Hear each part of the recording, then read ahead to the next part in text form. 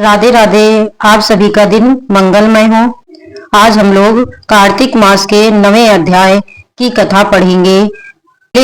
अध्याय में आपने जाना कि किस प्रकार देवर्षि नारद ने राजा पृथु को कार्तिक मास में पड़ने वाली चतुर्थी व्रत के महात्म का वर्णन किया था। अब एक दिन देवर्षि नारद ने श्री वेद व्यास जी से पूछा कि हे व्यास जी, ब्रह्मचारी, गृहस्थ, वनाश्रित, वनप्रस्थ और सन्यासी, इन चारों आश्रमों में गृहस्थ आश्रम को ही क्यों सर्वश्रेष्ठ माना जाता है? इस बारे में जानने की मेरी प्रबल इच्छा है।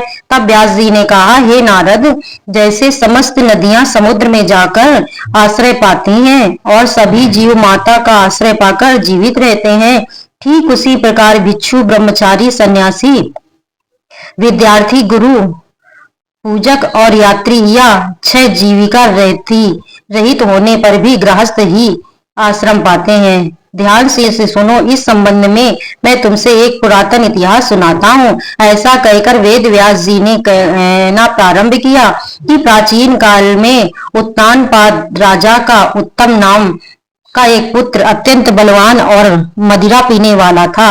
राजा और रानी दोनों स्नेह पूर्वक रहा करते थे। एक दिन राजा ने वेश्या का नृत्य देखते हुए मदिरा पान किया, साथ ही अपनी पत्नी से भी मदिरा पीने का आग्रह किया, परंतु रानी ने उनका कहना नहीं माना। तब राजा क्रोधित होकर अपने सेवकों को निर्जन वन में रानी को छोड़ जाने की आज्ञा दे डाली। अनुचर ने राजा की आज्ञा पालन किया। इसके बाद राजा ने दूसरा विवाह नहीं किया। रानी के वियोग को सहन करते हुए राजा प्रजा का पुत्र के समान पालन करने लगा। एक दिन एक ब्राह्मण ने राजा उत्तानपाद के समीप आकर निवेदन किया, हे राजन, मेरी पत्नी का किसी ने अपहरण कर लिया। इस कारण मैं अत्यंत दुखी हूँ। आप मेरी पत्नी को तलाश करवाकर मुझे वापस दिला दे। तब राजा ने तो अपनी पत्नी का खुद ही त्याग कर दिया था। तो राजा कहने लगा, हे महाराज, मुझे नहीं मालूम कि आपकी पत्नी को कौन और किधर और कहाँ ले गया है। इस स्थिति में मुझे ढूंढकर मैं कहाँ से ला सकता हूँ? यह सुनकर ब्राह्मण बोला, राजन, छठा भाग करके रूप में प्राप्त करने के कारण आप तो प्रजा के रक्षक हैं। मेरी पत्नी अपने घर में सो रही थी, वहीं उसे कोई हरकर ले गया। इसीलिए अब आपका कर्तव्य है कि आप उसे कहीं से ढूंढकर लाए। यह सुनकर राजा कहने लगा कि हे ब्राह्मण, मैंने अपनी पत्नी को कभी नहीं देखा और ना ही मैं यह जानता हूँ कि वह कैसे किस रूप में है। अब आप ही बताइए कि मैं उसे कैसे खोज सकता हूँ। राजा की बात सुनकर ब्राह्मण कहने लगा, राजन, मेरी पत्नी कर्कश स्वभाव की, कठोर वचन बोलने वाली, काले रंग की, क्रूर है, फिर भी मैं उसकी निंदा नहीं करता क्योंकि वह तो मेरी पत्नी है, अर्धांगिनी। यह सुनकर राजा कहने लगा, जब तुम्हारी पत्नी ऐसी कृपा और क्रूर स्वभाव की है, तब तुम्हें उसे प्राप्त करने के क्या करोगे? इसके स्थान पर तो मैं तुम्हें अत्यंत सुंदर शील स्वभाव की अन्य स्त्री दे सकता हूँ। राजा की यह बात सुनकर ब्राह्मण ने कहा, मेरी पत्नी मेरे धर्म कर्म की अर्धांगिनी है, इसलिए उसकी रक्षा करना मेरा परम कर्तव्य है। पुरुष अपनी पत्नी की सुरक्षा नहीं करता, उसके वर्ण संकर संतान उत्पन्न होती है, उसके पिता नरकवासी होते हैं। वेश्याकामी पुरुष का कल्याण कभी नहीं हो सकता। ब्राह्मण के ऐसे वचन सुनकर राजा अपने शस्त्र लेकर और रथ पर सवार होकर उस स्त्री को खोजने चल दिया। कुछ दूर जाकर राजा ने एक आश्रम देखा जिसमें एक महान तपस्वी कुशा के आसन पर विराजमान थे। राजा को आश्रम में आया हुआ देखकर ऋषि ने उनका कोई आदर नहीं किया।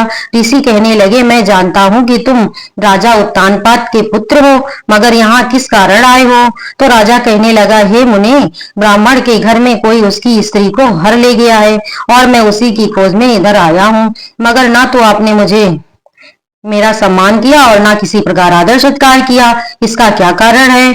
ऋषि ने कहा, हे राजन, तुम अर्घ्य के योग्य हुए भी इस समय उसके पात्र नहीं हो, क्योंकि तुमने अपनी निरपराध स्त्री का वन में त्याग किया।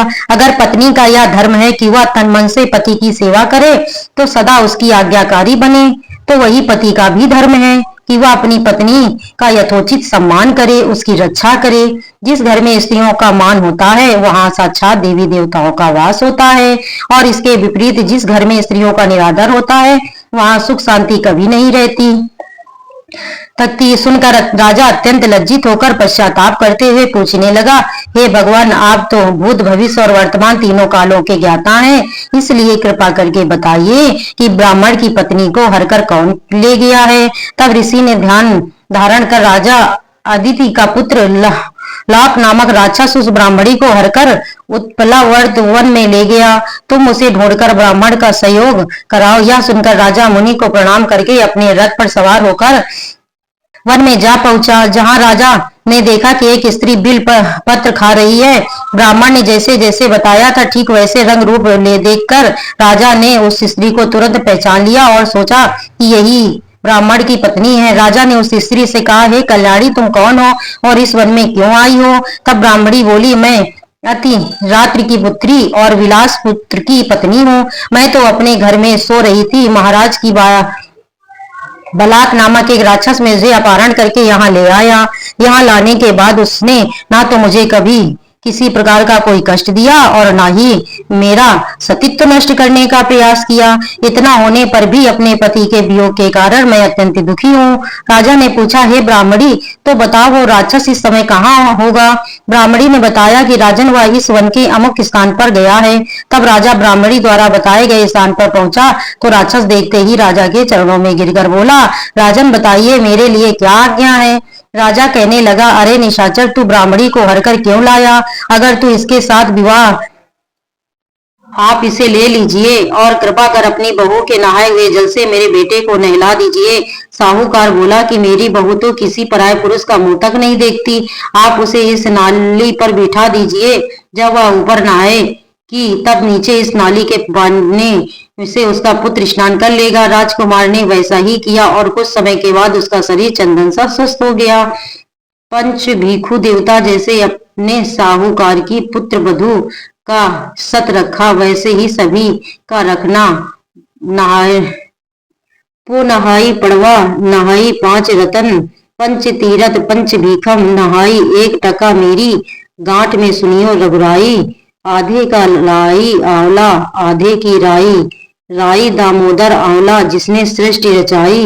राजा के घर उतरी पुत्री बन आई राजा, लाया ब्याह की रानी बन आई। 4 चक्कर 4 मक्कर 4 दिए कि लो मैं तुझसे पूछूं श्री किशन जी कब निस्तारा होए? जब आएगा कार्तिक का महीना तब निस्तारा होए। प्रेम से बोलिए कार्तिक के राई दामोदर जी की जय। कार्तिक महात्म का 8वां अध्याय।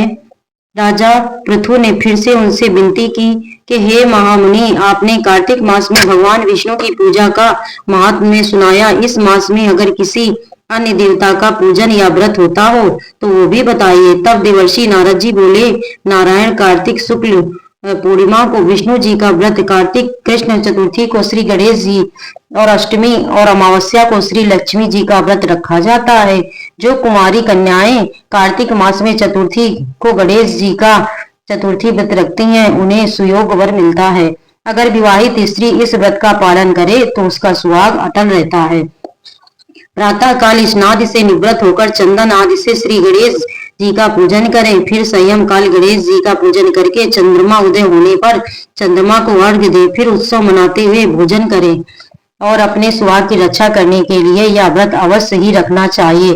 कर्क चतुर्थी व्रत के महत्व का वर्णन करते हुए देवर्षि नारद ने कहा, राजा पृथु, अब इस बात का ही इतिहास सुनाते हैं। सुनो, भद्रावती नगरी में सुधर्मा नाम का एक राजा था। उसके रविदत्त, सुशर्मा, जय शर्मा और सुबोधन नाम के 4 पुत्र और वीरमती नाम की कन्या थी। सुधर्मा ने अपनी कन्या का विवाह देवव्रत के साथ कर दिया। वे दोनों प्रेम पूर्वक रहने लगे। एक दिन अचानक घर पर सांप के द्वारा काटे जाने से देवव्रत की मृत्यु हो गई। यह देखकर वीरमती जोर जोर से रोने चिल्लाने लगी। उसकी आवाज और उसका रोना सुनकर उसके माता पिता, चारों भाई और सब आ गए और देवव्रत को मरा हुआ देखकर समस्त नगर दुख के सागर में डूब गया। उसी समय दुखों को दूर करने वाले महर्षि पुलत मुनि अचानक वहां पर आ पहुंचे। राजा ने हाथ जोड़कर विनय पूर्वक उनसे पूछा, हे महात्म, किस पाप के कारण मेरी यह कन्या विधवा हुई? पुलत मुनि ने बताया, कार्तिक मास के कृष्ण पक्ष की गणेश चतुर्थी का व्रत न रखने के कारण ही यह कन्या विधवा हो गई। फिर महर्षि ने कहा, एक समय दैत्यों के नाश का उपाय खोजने के लिए ब्रह्मा, विष्णु और महेश तथा इंद्र आदि सभी देवता एकत्रित हुए। उस समय श्री ब्रह्मा जी ने कहा कि गणेश चतुर्थी का व्रत संपूर्ण तिथियों विपत्तियों का नाश करने वाला है। तब सब देवताओं ने कार्तिक कृष्ण चतुर्थी को व्रत रखा, जिससे दैत्यों पर विजय प्राप्त हुई। विजय होने के बाद समस्त देवताओं ने गणेश जी से कहा, हे गणपति मांगो वर। गणेश जी कहने लगे कि जो स्त्री कार्तिक कृष्ण चतुर्थी का व्रत करे उसका पति चिरंजीवी हो और ना करे वो भी विधवा, अतः समस्त स्त्रियों को यह व्रत अवश्य ही रखना चाहिए। हे राजन, तुम्हारी कन्या ने इस व्रत को नहीं किया था, इसी कारण यह विधवा हुई। यदि अब भी यह इस व्रत को करे तो उसका मृत पति जीवित हो सकता है। ऐसा कहकर मुनि चले गए।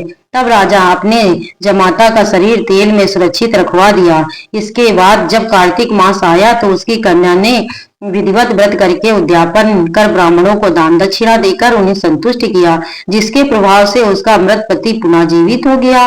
नारद जी कहते हैं, हे राजा पृथु, सौभाग्यवती स्त्रियों को अपने सुहाग की रक्षा और संतान प्राप्ति के लिए यह व्रत अवश्य रखना चाहिए। इसके आगे वृत्तांत आप सभी अगले अध्याय में सुनेंगे। धन्यवाद दोस्तों।